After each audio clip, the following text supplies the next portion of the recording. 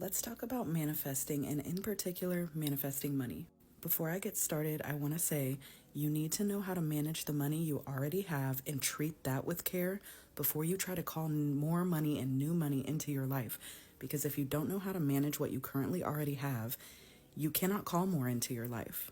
So go watch some other videos, go look in my bio and see the resources that are there, learn how to budget, learn how to treat your money with care and kindness, and this is going to take you a lot further. But let's get straight into it. If you haven't watched the original video, go check that out first. It's a future you visualization, and then come back to this one because it sets the stage for what I'm about to talk about. Manifesting is such a large, broad topic. There are so many different things at play, so many different ways that you can do these things, and it really comes down to what works for you. So I don't want you to feel like you have to do everything I say step by step. You have to find what works for you. If you're somebody who does not believe in manifesting or you think it's a bunch of baloney, I am here to tell you that it is not a bunch of baloney, okay? You are constantly manifesting things, whether you're trying to or not. It is just about setting intentions for what you want and then living and acting intentionally to call those things into your life. This is not witchcraft or magic or any of those things. This is really just about living intentionally. I have used most of these practices and I can tell you firsthand that it works, and I've had unbelievable results with them. I'm sure you've heard of the law of attraction before, which is basically like attracts like, and keep yourself in a positive state of mind and attract positivity into your life. And while that's true, I like to talk more about the law of assumption. And this is basically where you assume the role of the person who already has the thing you want, aka future you. The reason I like this more, and this may be a hot take, I don't know, but is because the law of assumption, you don't have to do anything except just assume that you already have these things. You don't have to try to constantly be in a positive mindset. You don't have to get toxic with the positivity and push all your feelings aside. No, you're still allowed to have feelings. You're still allowed to process those. You are just assuming that you already have these things in the future, and you are assuming that role of the person who does have those things that you want. So going back to the original video, whenever you're visualizing your future self and you're connecting with her, you're doing that. So when you go through the future you visualization, think about that and really connect to her. Visualize future you with the life that you want, whether that's being debt-free, having 10K in the bank, whatever you want your future to look like, visualize that and sit down and make a list, a detailed list of all of those things so that you can keep them in mind.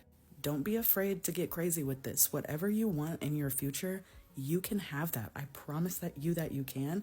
All it takes is intention. So please feel free to really envision the life that you want. Even if it feels crazy to you to even think about those things, just think about it. See whatever comes to you. See what really you desire. I also said in the original video to write your future self a letter, and that's a very powerful thing.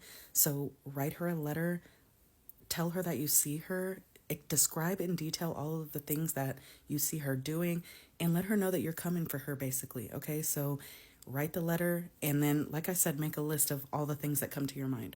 The next step in the process after visualization is for you to act as if. And what I don't mean is for you to go spend all your money trying to act rich. We're not doing that, okay? What I mean is living intentionally, keeping those future goals and those future visions in mind, making choices that the future version of you who already has those things would make. So basically act in alignment to your goal life. You do not have to be positive and happy 100% of the time.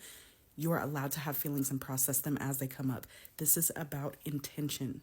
For instance, if part of your future you visualization is living a debt-free life, would you make choices right now that further bring you into debt? No, you wouldn't. You need to act in alignment to those goals.